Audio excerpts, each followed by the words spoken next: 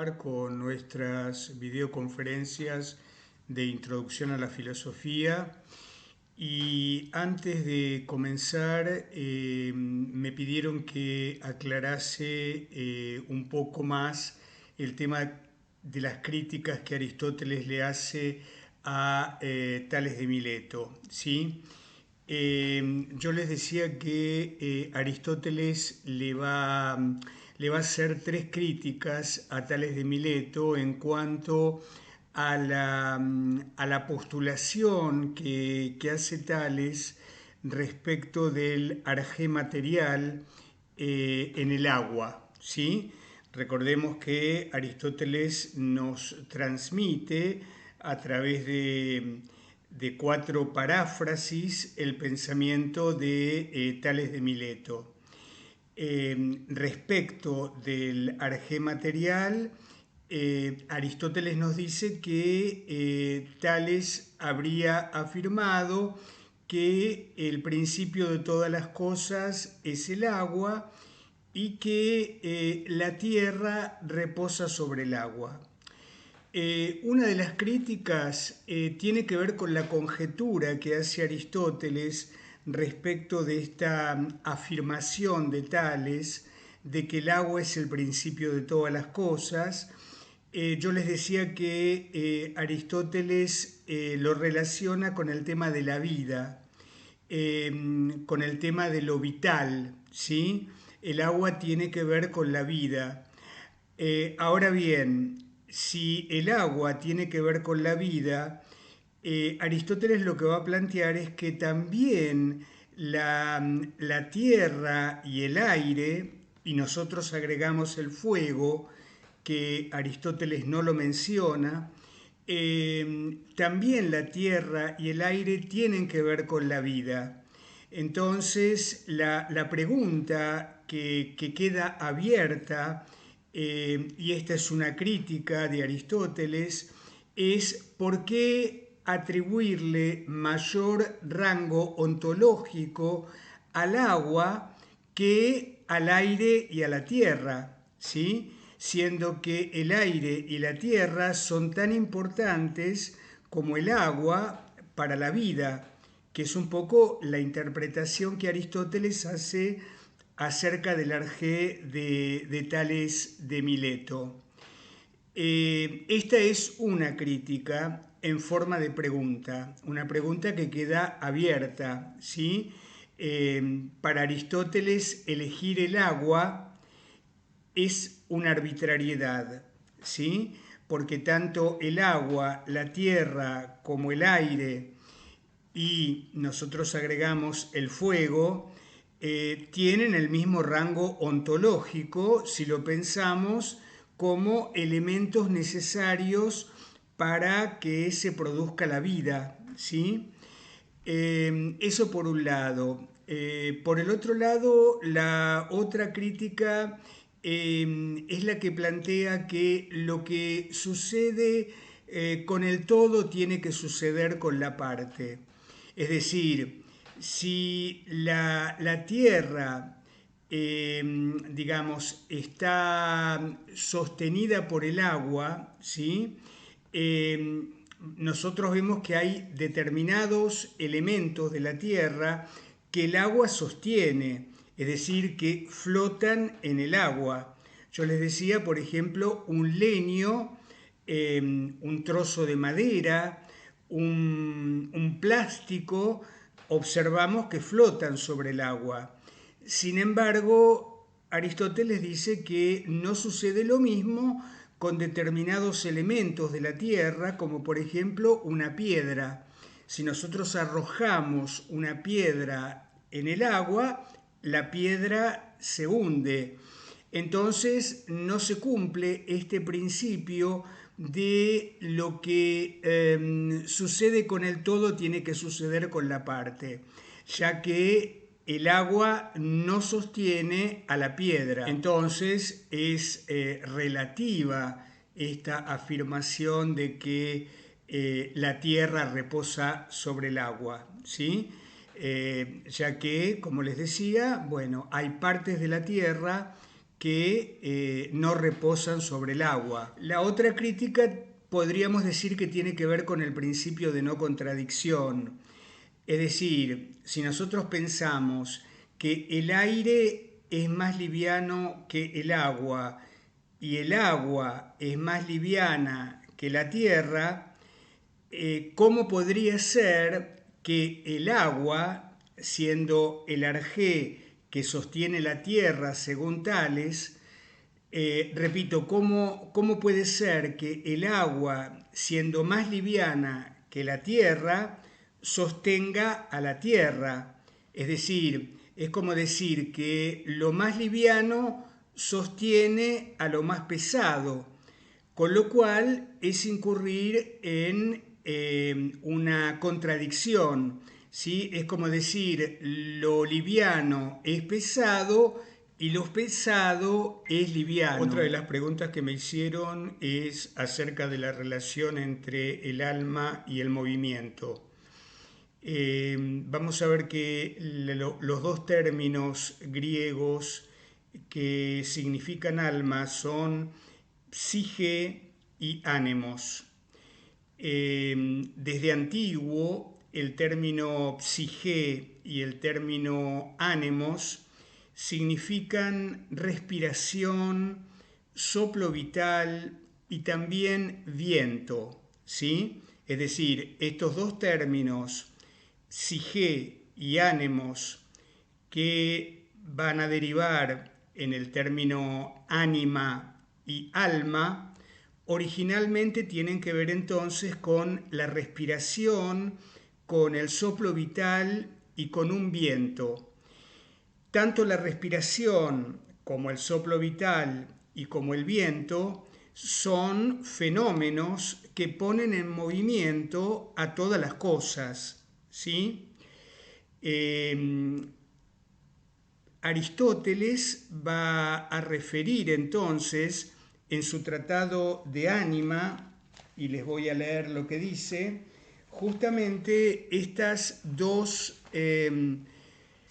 paráfrasis de Tales de Mileto que aluden al alma y al movimiento, ¿sí? El tratado de Ánima de Aristóteles está considerado como el fundamento filosófico de lo que va a ser posteriormente la psicología, ¿sí? Es decir, Aristóteles es el padre filosófico de la psicología. Les leo lo que dice entonces Aristóteles en su tratado de Ánima. Dice lo siguiente: parece que Tales también, al menos según se cuenta, concibió al alma como algo dotado de la capacidad de poner en movimiento, si es suya la afirmación según la cual el imán posee alma porque mueve al hierro. Algunos, en efecto, afirman que el alma se halla mezclada en todo el universo, razón por la cual quizá también Tales pensó que todas las cosas están llenas de dioses. Entonces tenemos ahí estas dos afirmaciones que dicen, una dice justamente el imán tiene alma porque atrae al hierro, y la otra, que es tal vez la más oscura, todo está lleno de dioses, ¿sí? Bueno, si pensamos en los dioses en la antigüedad grecorromana, los dioses tienen características antropomórficas, por lo tanto están dotados de alma, ¿sí? En estas dos frases entonces aparece la presencia del, si ustedes quieren, del pensamiento animista, ¿sí?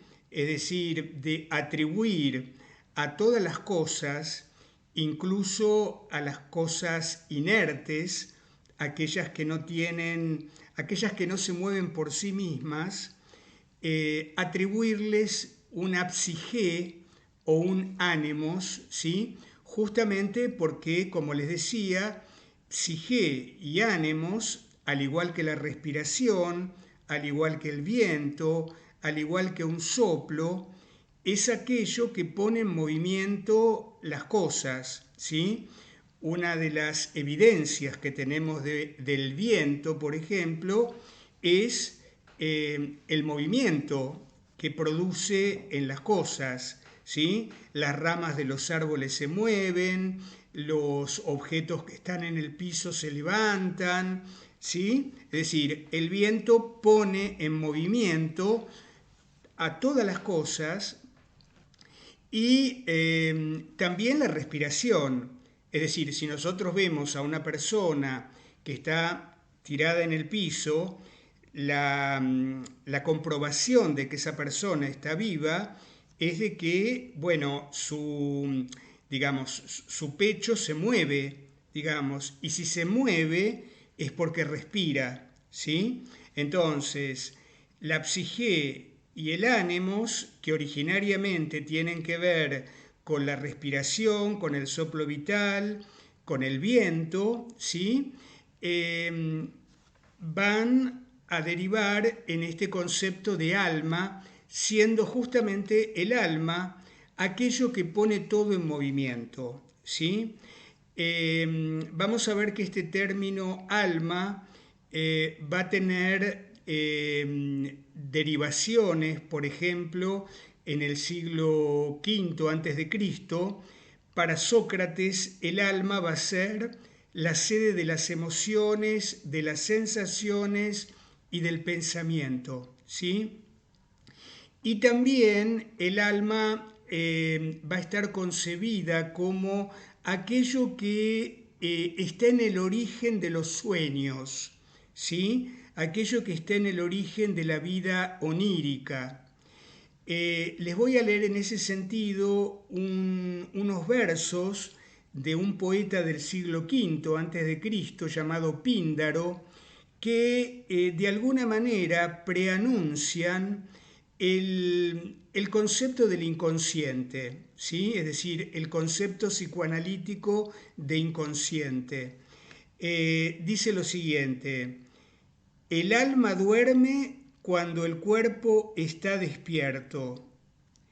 El alma está despierta cuando el cuerpo duerme.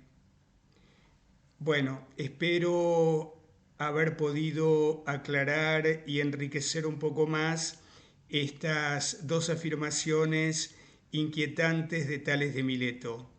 Vamos a proseguir ahora con Anaximandro. Anaximandro es un filósofo presocrático que, al igual que Tales y Anaxímenes, perteneció a la ciudad de Mileto, en la región jónica, en el Asia Menor, en lo que actualmente es Turquía. Anaximandro es el único de los presocráticos que postuló un arjé no material. En el testimonio que nos brinda Teofrasto tenemos algunos datos biográficos. Teofrasto refiere de Anaximandro que fue discípulo y sucesor de Tales, y toda la tradición doxográfica posterior lo va a hacer amigo, pariente y conciudadano de Tales. Teofrasto también nos comenta que Anaximandro había escrito un libro. De ese libro que está perdido nos ha llegado un fragmento muy importante desde el punto de vista filosófico. Ese libro era una historia y una geografía universal y poseía el diseño por parte de Anaximandro de un mapa del mundo conocido. Anaximandro tenía importantes conocimientos en astronomía y, al igual que Tales, hay una versatilidad de intereses en Anaximandro que van más allá de lo estrictamente filosófico. Anaximandro va a rechazar la idea de que cualquiera de las sustancias primarias, es decir, los elementos como el agua, el aire, la tierra y el fuego, puedan ser principio de todo lo que hay. Lo que Anaximandro va a postular como principio es lo que él llama lo apeiron. El término apeiron está compuesto de la partícula alfa privativa y de la palabra peras. La partícula alfa privativa significa sin y la palabra peras significa límite. Lo apeiron es aquello que carece de límites, aquello que carece de confines, ¿sí? Lo ilimitado, ¿sí? Entonces, vamos a ver que Anaximandro postula como principio esto que él llama lo apeiron y que se traduce como lo ilimitado. Anaximandro sería el primero en aproximarse a esta noción de principio, a este arjé, como una entidad no perceptual que no puede identificarse con ninguna de las sustancias materiales que componen el mundo diferenciado. Lo apeiron estaría expresando la eternidad del principio en contraposición con lo efímero de todo aquello que deriva de él. Entonces, el apeiron es eterno y todo aquello que deriva de él estaría caracterizado por lo efímero, por lo perecedero. Esto apeiron sería lo infinito en un doble sentido, en un sentido temporal y en un sentido espacial. Es lo eterno y omniabarcante. Al no elegir ninguna de las sustancias primarias como arjé, la abstracción alcanza en Anaximandro su máxima expresión. Les voy a leer seguidamente algunas de las doxografías. Dice Teofrasto, citado por Simplicio en su comentario a la física de Aristóteles, dice lo siguiente: entre aquellos que afirmaron que es uno, móvil e infinito, Anaximandro, hijo de Praxíades, natural de Mileto, sucesor y alumno de Tales, afirmó que principio y elemento de las cosas es lo infinito. Siendo el primero que introdujo este nombre del principio, dice que este no es el agua ni ningún otro de los llamados elementos, sino alguna otra naturaleza infinita de la cual surgen todos los cielos y los mundos que están en ellos. Pero a partir de donde hay generación para las cosas, hacia allí se produce también la corrupción, necesariamente, pues ellas pagan recíprocamente la pena y la compensación según el orden del tiempo, como dice con palabras más bien poéticas. Es evidente que al observar el cambio recíproco de los cuatro elementos, no juzgó conveniente hacer sustrato a uno de ellos, sino a otra cosa aparte de estos. Para él, en efecto, la generación no consiste en la alteración que experimenta un elemento, sino en la separación de los contrarios a causa del movimiento eterno. Por esta razón, Aristóteles lo ubicó junto a Anaxágoras. Les leo seguidamente lo que dice otro doxógrafo llamado Hipólito. Dice lo siguiente: el discípulo de Tales fue Anaximandro. Anaximandro, hijo de Praxíades, natural de Mileto, dijo que el principio de las cosas era una cierta naturaleza de lo infinito, de la cual surgen los cielos y el mundo que está en ellos. Esta naturaleza es eterna y nunca envejece y abarca a todos los mundos. Habla del tiempo pensando en la finitud de la generación, la existencia y la corrupción. Dijo que principio y elemento de las cosas es lo infinito, siendo el primero en mencionar el nombre de principio. Para finalizar la lectura de estas doxografías, les voy a leer lo que dice Diógenes Laercio, que es un doxógrafo del siglo III después de Cristo, lo que dice Diógenes Laercio en su obra Vida de los filósofos ilustres.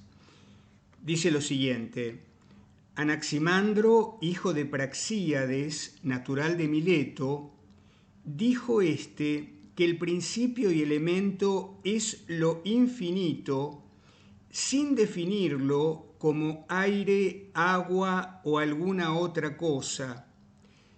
Sus partes cambian, pero el todo es inmutable. Dice que la Tierra, que es esférica, permanece en el medio, ocupando el lugar central, que la luna no tiene luz propia, pues está iluminada por el sol, y que el sol, que no es más pequeño que la Tierra, es fuego purísimo. Fue el primero en inventar el gnomon y en aplicarlo en Esparta a los cuadrantes solares, según cuenta Favorino en su Historia Universal, para indicar los solsticios y los equinoccios. Construyó también indicadores de hora. Fue el primero en trazar el perímetro de la tierra y del mar y en construir una esfera. Elaboró una exposición sumaria de sus enseñanzas que, entre otros, también cayó en manos de Apolodoro de Atenas.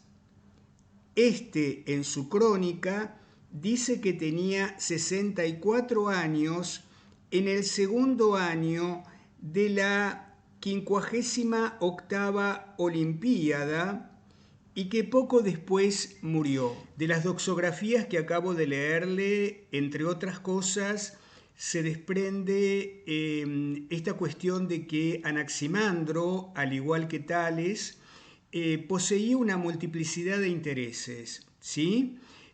Conocimientos de astronomía, de meteorología, de geografía, de historia, etcétera, etcétera, ¿sí? Por otro lado, también la postulación de una entidad no perceptual como principio de todo lo que hay, esto que Anaximandro llama lo apeiron. También la presunción de que Anaximandro es el primero que utiliza el concepto de arjé. Arjé significa principio, ¿sí? Si bien este término arjé ya estaba utilizado por Homero, en el caso de Anaximandro tendría un valor filosófico, ¿sí? Y por otra parte podríamos decir que se cumple en Anaximandro esta noción de principio como algo diferente de aquello de lo cual es principio. Es decir, un principio tiene que ser algo diferente de aquello que se genera a partir de él. Bien, vamos a dejar acá por hoy. Gracias por haberme escuchado y como les digo siempre, cualquier duda, cualquier pregunta, la pueden dejar debajo del video en el sitio digital y yo responderé la vez próxima. Muchísimas gracias.